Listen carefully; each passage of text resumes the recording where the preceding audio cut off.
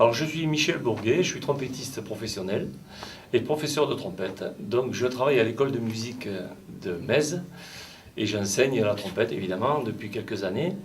Et j'ai un grand plaisir de travailler à cette école de musique qui bouge bien, qui est dirigée de main de maître par Monsieur Mertens. Et il faut dire qu'il se passe pas mal de choses. Il y a un orchestre, il y a des spectacles, il y a pas mal de choses. Les enfants sont très intéressants et c'est vraiment passionnant pour moi d'enseigner la trompette dans cette école. C'est vraiment très très bien.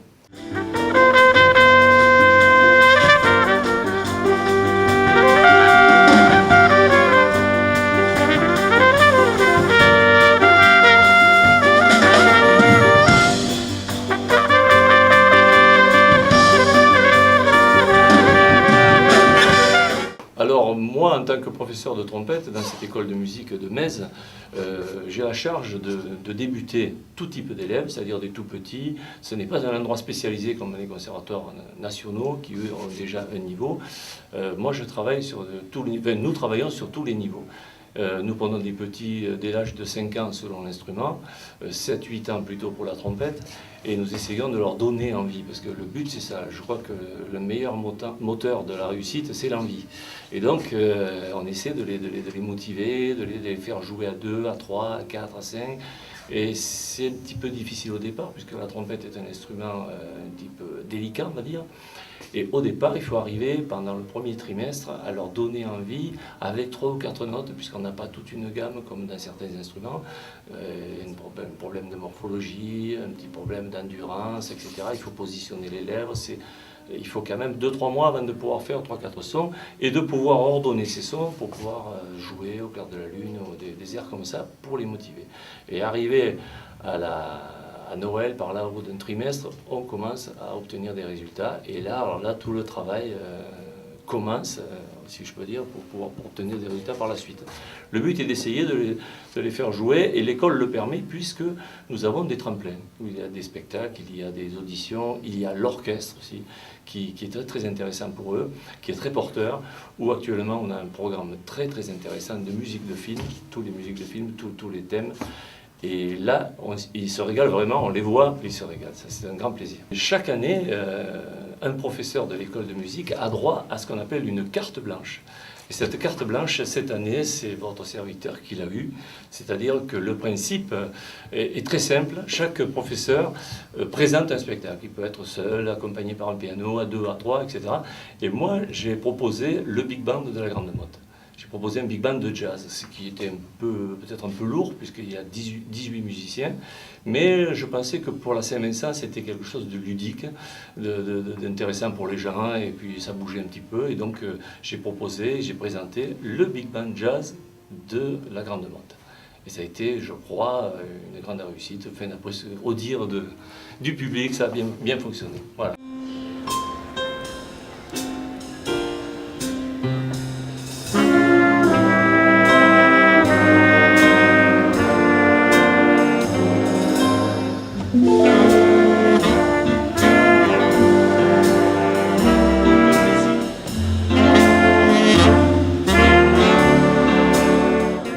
Alors, le big band est formé de 18 musiciens, donc d'une rythmique, comme tous les big bands, c'est-à-dire piano, basse, guitare, batterie et contrebasse aussi, 4 trompettistes, 4 trombones et 5 saxophones, 2 saxos ténors, 2 saxos alto, 1 saxo baryton. Voilà, et nous jouons des morceaux assez ludiques pour tout public. C'est-à-dire, ce n'est pas le jazz puriste. Il y a aussi des morceaux de puristes, il faut bien que ça fasse plaisir aussi. Mais il y a des morceaux comme La Panthère Rose, comme In the Mood, comme Cerisier Rose et Pommier Blanc, où on va chercher un répertoire plutôt latin. Et donc, c'est un répertoire qui peut être écouté par tous. Et c'est surtout un répertoire qui est festif, où je présente ça d'une manière un petit peu ludique, où les gens tapent dans les mains, écoutent. En fait, c'est quelque chose qui fonctionne bien. C'est la raison pour laquelle j'avais choisi ce spectacle-là pour la carte blanche.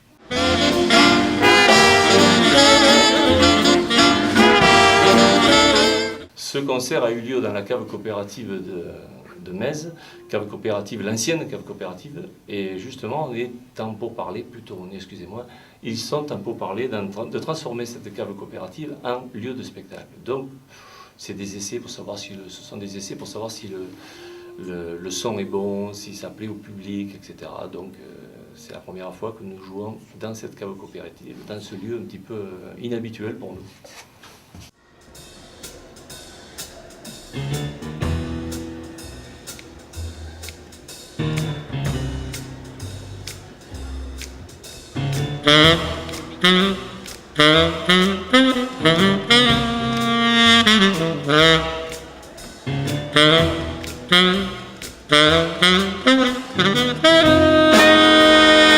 Ce qui est intéressant de savoir, c'est que tous les musiciens du Big Band sont amateurs. Et ce sont des élèves ou des anciens élèves. Il n'y a aucun professionnel. D'ailleurs, ça m'a été dit au concert, on est venu me voir, me disant « Mais dites-moi, à votre niveau, là, quand même, le Big Band, tout ça, il y a des gens qui renforcent, il y a des musiciens, il y a des professionnels, il y a des... » Pas du tout.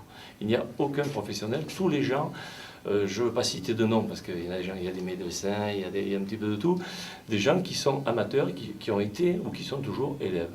Et donc ça, j'y tiens beaucoup, parce que souvent on me dit « Oui, là, il faudrait renforcer, il faut, etc. » Et je ne veux absolument pas faire venir ça, faire venir des gens professionnels ou des gens qui relèvent, parce qu'à ce moment-là, on triche.